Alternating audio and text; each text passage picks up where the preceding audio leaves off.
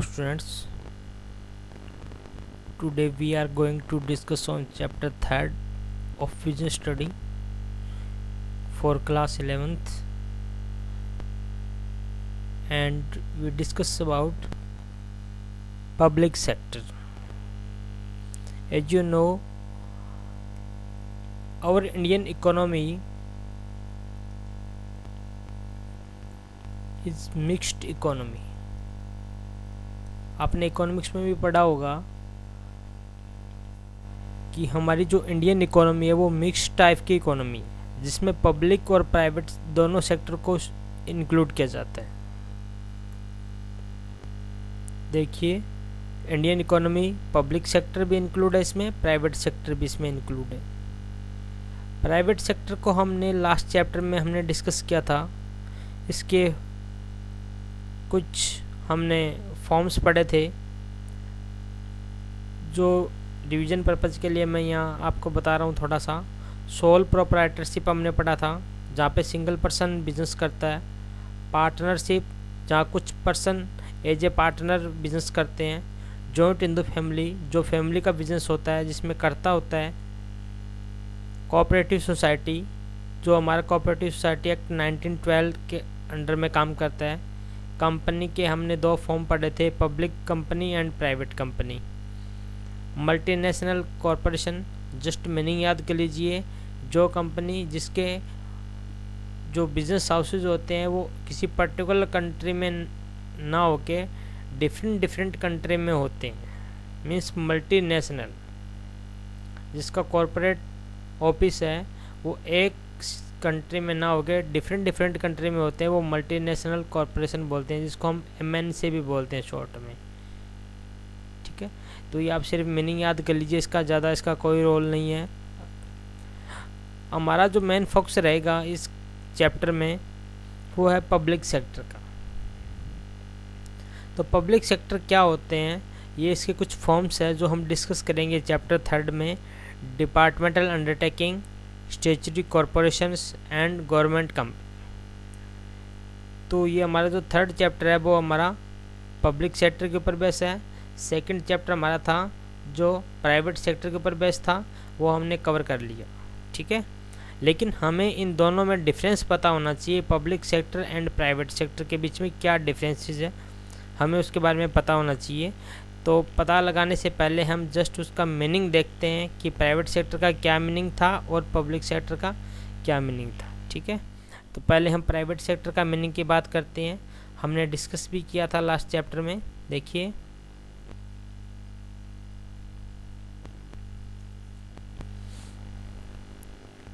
Firms own, control and managed by private businessman. जब किसी firms को, किसी बिजनेस को प्राइवेट पर्सन कंट्रोल करता है, प्राइवेट पर्सन उसको मैनेज करते हैं, तो वो हमारा जो सेक्टर है वो कौन सा माना जाएगा, वो माना जाएगा प्राइवेट सेक्टर। ठीक है, फॉर एग्जांपल ये टाटा का एग्जांपल दे रखा है। टाटा जो बिजनेस है वो प्राइवेट बिजनेसमैन के थ्रू कंट्रोल किया जाता है, उन्हीं के थ्रू मैनेज किया जाता है। तो टाटा एक वो बिजनेस ऑर्गेनाइजेशन है जो कौन से सेक्टर के अंडर में काम कर रहा है, प्राइवेट सेक्टर के अंडर में काम कर रहा है। तो आपको ये मीनिंग पता होना चाहिए कि प्राइवेट सेक्टर का क्या मीनिंग होता है, जहाँ पे ओनरशिप, कंट्रोलिंग एंड मैनेजिंग सारा किसके हाथ में होता है, प्राइवेट बिजनेसमैन के हाथ में होता है। ठीक है, और इसका जो मेन ऑब्जेक्टिव होता है वो क्या होता है, प्रॉफिट बनाना, प्रॉफिट मेकिंग इसका मेन ऑब्जेक्टिव होता है। अब देखेंगे हम, प्राइवेट सेक्टर हो चुका है, पब्लिक सेक्टर देखेंगे।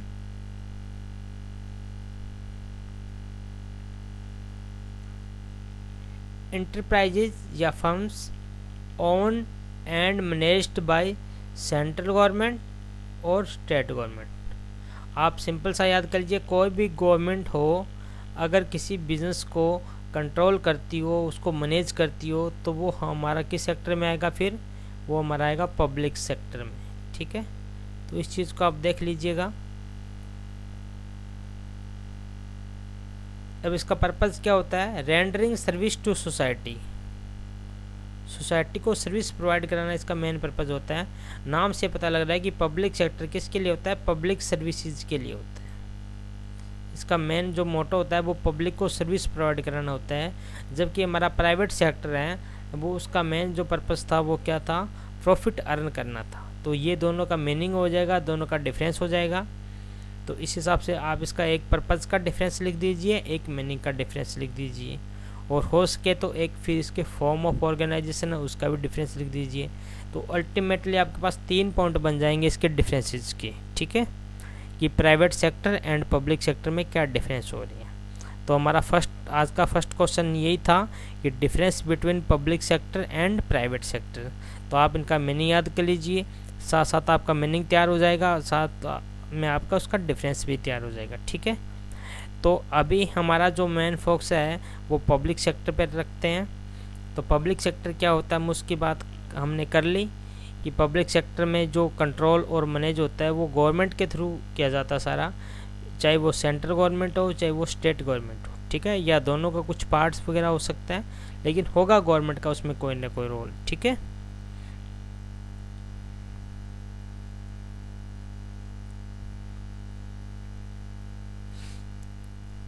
अब देखिए form of public sector enterprises, हमारा सेकंड चैप्टर है वो सारा इसी के ऊपर बेस है, ठीक है, कि इसके कौन कौन से फॉर्म्स होते हैं।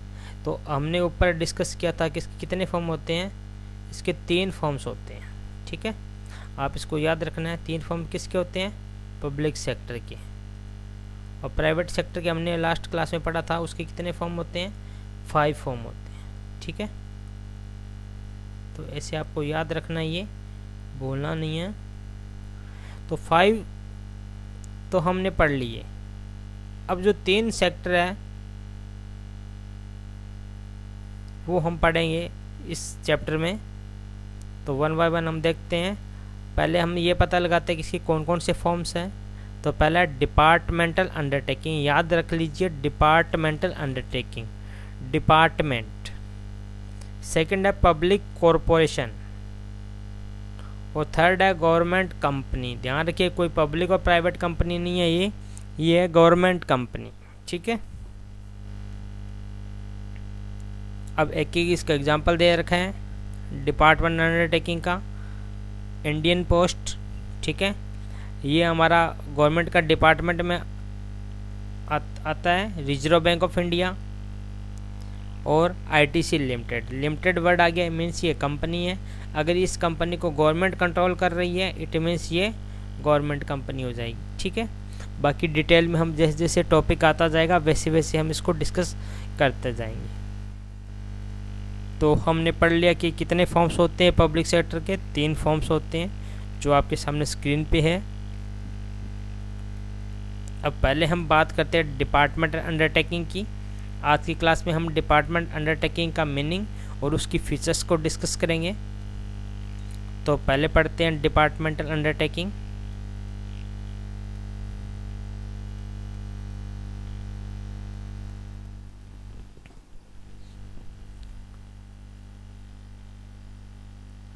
देखिए डिपार्टमेंटल अंडरटेकिंग, एक तो आपको ये ध्यान रखना है, इसके नाम से पता लग रहा है कि ये गवर्नमेंट के डिपार्टमेंट होते हैं। जब गवर्नमेंट का डिपार्टमेंट हो गया तो इट मीन्स ये गवर्नमेंट का पार्ट हो गया, ठीक है ना, पार्ट ऑफ गवर्नमेंट। अब गवर्नमेंट कौन सी हो सकती है, स्टेट भी हो सकती है, सेंटर भी हो सकती है, दोनों का मिक्सअप भी हो सकते हैं, ठीक है।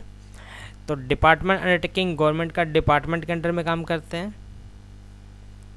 एक तरह से ये पार्ट ऑफ गवर्नमेंट माना जाता है। अब आप इसको देखिएगा, अंडरटेकिंग क्रिएटेड बाय गवर्नमेंट, इसको कौन बनाती है, गवर्नमेंट बनाती है। गवर्नमेंट इसको फाइनेंस करती है, फाइनेंस मीन्स इसको पैसा वगैरह देता है ताकि अपना बिजनेस रन कर सके, कोई एक्टिविटी कर सके। और इसको कंट्रोल कौन करता है, गवर्नमेंट कंट्रोल करता है। इसको जो मैनेज करने वाले होते हैं वो गवर्नमेंट ऑफिशियल होते हैं, जैसे जो आईएएस वगैरह, आईपीएस, आरएस, तो ये सारे ऑफिसर्स होते हैं, वो इन डिपार्टमेंट को क्या करते हैं, मैनेज करते हैं, ठीक है। जैसे आपने देखा होगा स्टेट सीड कॉरपोरेशन, तो स्टेट सीड कॉरपोरेशन क्या है, एक तरह से गवर्नमेंट का जो एग्रीकल्चर डिपार्टमेंट है उसके अंडर में एक डिपार्टमेंट बना रखा है, जिसको जनरली आईएएस वगैरह उसको क्या करते हैं, उसको मैनेज करते हैं। तो आपको ये ध्यान रखना है कि डिपार्टमेंट अंडरटेकिंग को जो मैनेज करते हैं वो गवर्नमेंट ऑफिशियल होते हैं, मीन्स गवर्नमेंट के ऑफिसर्स होते हैं। और ये किसके अंडर में काम करते हैं, under the control of minister, एक मिनिस्ट्री होती है गवर्नमेंट की, उसके अंडर में इसका सारा एक्टिविटी की जाता है। ठीक है, तो ये आप इसका मीनिंग याद कर लीजिए कि कौन बनाता है, गवर्नमेंट बनाता है, गवर्नमेंट इसको फाइनेंस और कंट्रोल करता है, गवर्नमेंट के ऑफिसर होते हैं वो उसको मैनेज करते हैं, और ये मिनिस्ट्री के अंडर में वर्क करते हैं। ठीक है,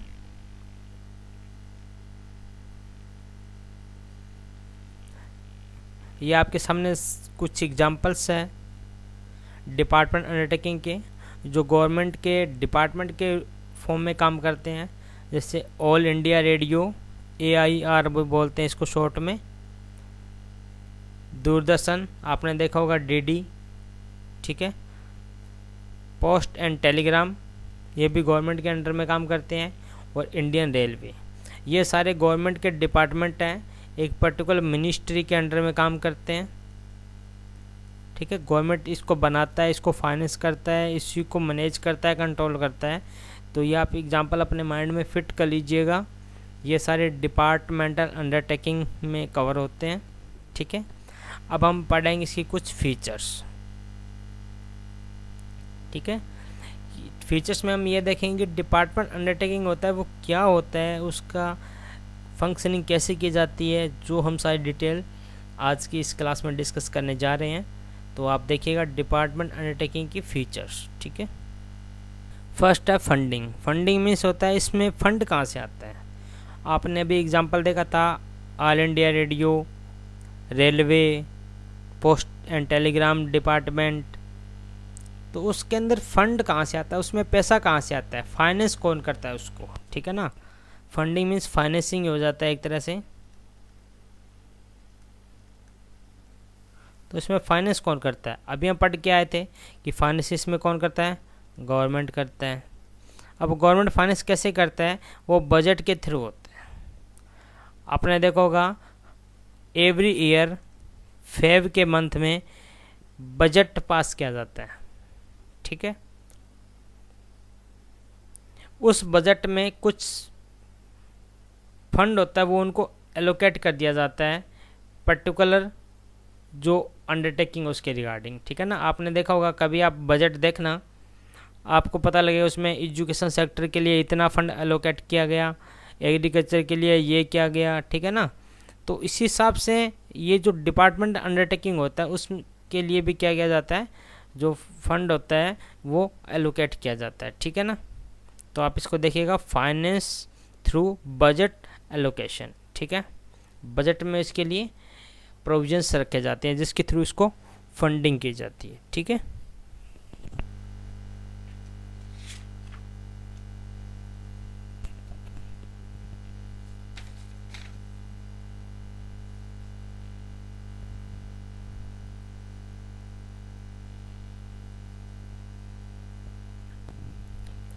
आप इसमें ये भी लिख सकते हो कि फंडिंग ऑफ दिस एंटरप्राइजेज लिखिए,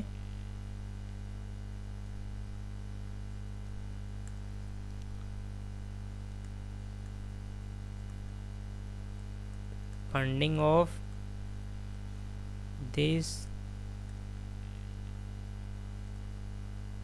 enterprises come directly from the government treasury, from the government treasury, government के ट्रेजरी से इसको फंड एलोकेट किया जाता है। और थ्रू किसके किया जाता है, थ्रू किया जाता है बजट के। ठीक है ना, थ्रू बजट के किया जाता है, बजट में एलोकेट किया जाता है, लेकिन वो पैसा अल्टीमेटली कहाँ से आता है, वो पैसा आता है ट्रेजरी से। ठीक है ना, गवर्नमेंट के ट्रेजरी से वो पैसा आता है सारा। ओके, तो हमारी फर्स्ट फीचर कवर हो गई। नेक्स्ट फीचर की बात करते हैं।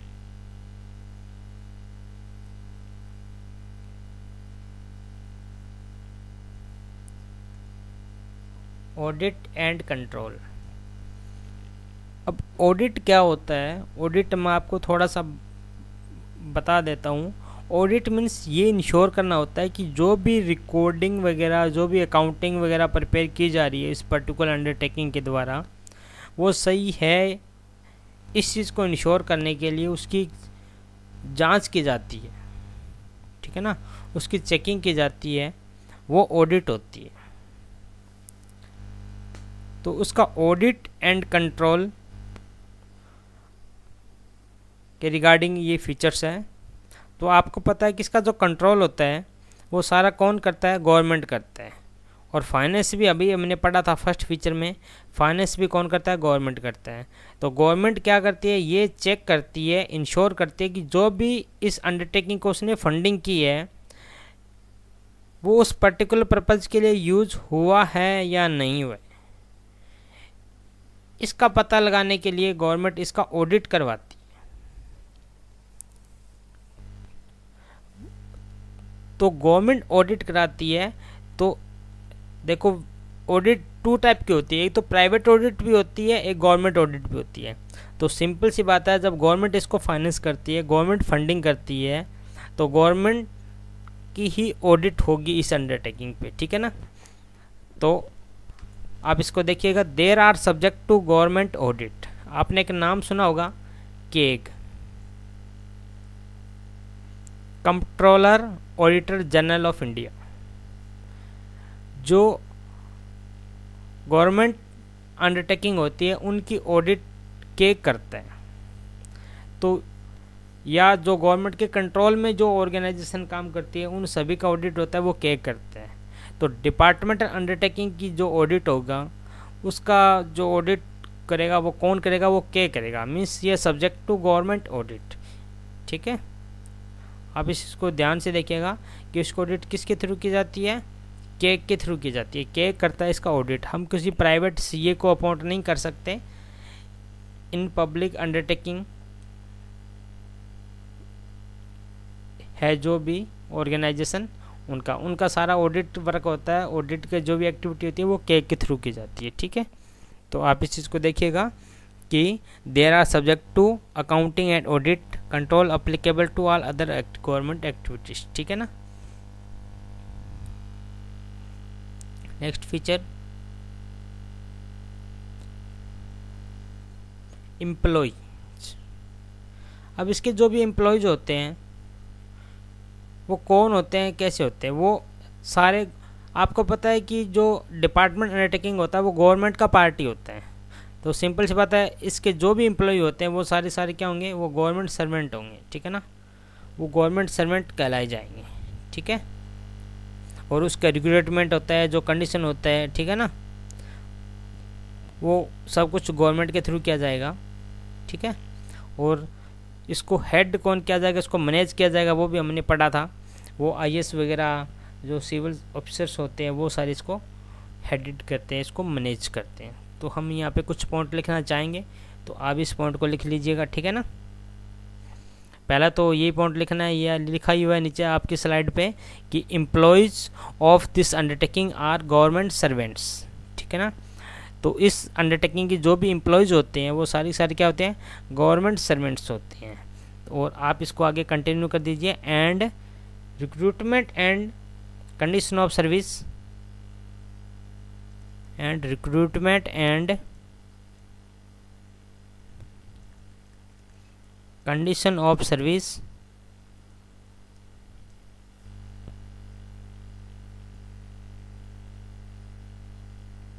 Under the government.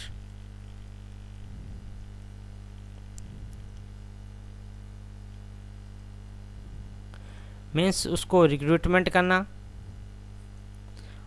और उसके सर्विस की क्या क्या कंडीशन होगी वो सारी किसके हाथ में होती है?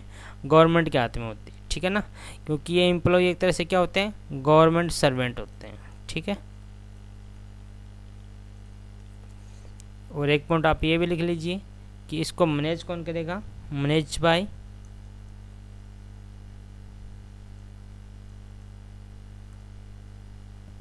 या हेडेड बाय भी लिख सकते हो।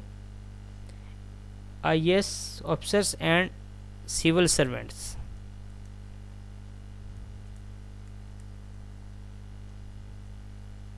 And civil servants, civil servant means जो गवर्नमेंट ने अपॉइंट किए हुए, ठीक है, उनके थ्रू इसका मैनेज किया जाएगा। तो ये आप फोटो में देख रहे होंगे, ये क्या है, DC डिस्ट्रिक्ट कलेक्टर, ठीक है ना। ये क्या कर रहे हैं, ये इनको मैनेज कर रहे हैं। इनके पास कोई पर्टिकुलर डिपार्टमेंट होगा, ठीक है, पर्टिकुलर अंडरटेकिंग होगी इनके पास, वो उसको मैनेज कर रहे हैं, ठीक है। तो हमारा ये एम्प्लॉय के रिगार्डिंग जो फीचर्स है वो कंप्लीट हुआ कि इसके जो भी एम्प्लॉयज़ होते हैं वो सारे गवर्नमेंट सर्वेंट होते हैं, and requirement and condition of service under the government and also headed by the IAS officer and civil servants. Okay, the next features चलते हैं। कंट्रोल, अभी हम पढ़ के आए थे कंट्रोल। कंट्रोल कौन करता है इसका, कंट्रोल गवर्नमेंट करता है। और गवर्नमेंट करता है या और कोई करता है, आपको पता है गवर्नमेंट क्या। देखो, एक चीज़ मैं यहाँ पे क्लियर करना चाहता हूँ, आपको ये तो पता है कि गवर्नमेंट कंट्रोल करता है, और गवर्नमेंट में क्या होते हैं, प्राइम मिनिस्टर होता है, प्रेसिडेंट होता है, बहुत सारे कैबिनेट मिनिस्टर और डिफरेंट टाइप के मिनिस्टर होते हैं। तो क्या वो सारे मिलकर इसको कंट्रोल करेंगे, ऐसा पॉसिबल नहीं होता। तो आप इस चीज़ को मैनेज करने के लिए गवर्नमेंट क्या करता है, गवर्नमेंट एक पर्टिकुलर मिनिस्ट्री बना देता है और उस मिनिस्ट्री के अंडर में वो काम करता है, ठीक है ना। जैसे एजुकेशन का जो काम है वो एजुकेशन मिनिस्ट्री के अंडर में आ जाता है, ठीक है। एग्रीकल्चर के रिगार्डिंग जो भी एक्टिविटी है वो एग्रीकल्चर मिनिस्ट्री बना देते हैं, ठीक है। तो इसलिए वो क्या करते हैं, एक मिनिस्ट्री बना देते हैं और वो फिर मिनिस्ट्री उस सिस्टम को संभालता है, उसके अंडर में जो भी एरिया आते हैं वो उसको कंट्रोल करते हैं, उसको मैनेज करते हैं। तो इसी हिसाब से जो पब्लिक अंडरटेकिंग है, हमारा डिपार्टमेंट अंडरटेकिंग, उनको भी कंट्रोल किया जाता है, ठीक है। तो आप इसमें देखेंगे subject to direct control by the concern ministry. इसके लिए कंसर्न मिनिस्ट्री बना दी जाती है और वो कंसर्न मिनिस्ट्री होता है वो ही सारा काम इसको करता है। मीन्स इसकी एक्टिविटी को वो कंट्रोल करने का जो काम होता है वो एक मिनिस्ट्री के अंडर में आता है, ठीक है ना। तो ये कंट्रोल वाला पॉइंट भी हमारा हो जाएगा इसमें कवर, ठीक है। सिंपल से पॉइंट है, आप सिंपल से करते जाइए, ज़्यादा बर्डन दिमाग पे मत लीजिए। नेक्स्ट पॉइंट है अकाउंटेबिलिटी। मीन्स किसको जवाब देना पड़ेगा, जवाबदेही किसकी है, किसकी अकाउंटेबिलिटी बनती है कि अगर कुछ गलत हो गया तो कौन इसके लिए रिस्पॉन्सिबल होगा, किसकी जिम्मेवारी है ये। तो सिंपल सी बात है, इसको जो मैनेज करता है, जो कंट्रोल करता है, उसी की जिम्मेवारी होगी, उसी की अकाउंटेबिलिटी बनती है। तो accountable to the ministry and the government, ठीक है ना। हमें कल को कोई दिक्कत हो जाएगी तो हमें किसको, कौन हमारे से रिप्लाई मांगेगा, हमारे से रिप्लाई वो मांगेगा जो हमारे को कंट्रोल कर रहा है, और हमारे को कंट्रोल कौन कर रहा है, मिनिस्ट्री कर रहा है, ठीक है। गवर्नमेंट के जो पर्टिकुलर मिनिस्ट्री है वो हमारे को कंट्रोल कर रही है। तो जो गवर्नमेंट का जो पर्टिकुलर मिनिस्ट्री है जिसके अंडर में हमारी डिपार्टमेंट अंडरटेकिंग एक्टिविटी कर रही है, उसके लिए हम क्या होंगे, अकाउंटेबल होंगे, ठीक है। आप इसमें एक पॉइंट ये भी लिख सकते हो कि ये किसके सुपरविजन में काम करेगी, ठीक है। तो सुपरविजन किसका होगा, यहाँ पे सुपरविजन भी गवर्नमेंट का होगा, ठीक है ना। सुपरविजन कंट्रोल, तो इस हिसाब से आप काफ़ी पॉइंट लिख सकते हो इसमें, ठीक है। तो आप लिख रहा हूँ मैं, सुपरविजन अंडर मिनिस्ट्री, मिनिस्ट्री के अंडर में इसका क्या किया जाएगा, सुपरविजन किया जाएगा। और अगर वहाँ पे कोई प्रॉब्लम आई तो हमें जो जवाब देना पड़ेगा वो हम किसको देंगे, मीन्स अकाउंटेबिलिटी हमारी किसके रिगार्डिंग होगी, तो और accountability regarding to particular ministry या गवर्नमेंट, ठीक है। तो इस हिसाब से ये हमारी डिपार्टमेंट अंडरटेकिंग के हमने 5 फीचर्स पढ़ लिए। तो आप साथ साथ रहिए, धीरे धीरे पढ़िए, आराम से आपका सिलेबस और टॉपिक ख़त्म होता जाएगा, नो प्रॉब्लम। लेकिन चीज़ को क्लियर करते जाइए, ऐसे मत भागिएगा। ओके स्टूडेंट्स, आज की क्लास में हम इतना ही फीचर्स करेंगे। नेक्स्ट क्लास में हम मेरिट और डीमेरिट लेके आएंगे डिपार्टमेंट अंडरटेकिंग का, ठीक है। जो 3rd चैप्टर है उसमें कुछ पोर्शन हमारा डिलीट हो चुका है, वो हम कवर नहीं करेंगे अपनी क्लासेस में, तो आप इस चीज़ को टेंशन मत लीजिएगा। हम जो भी काम कराएंगे वो आपके सिलेबस में होगा। Okay students, thank you.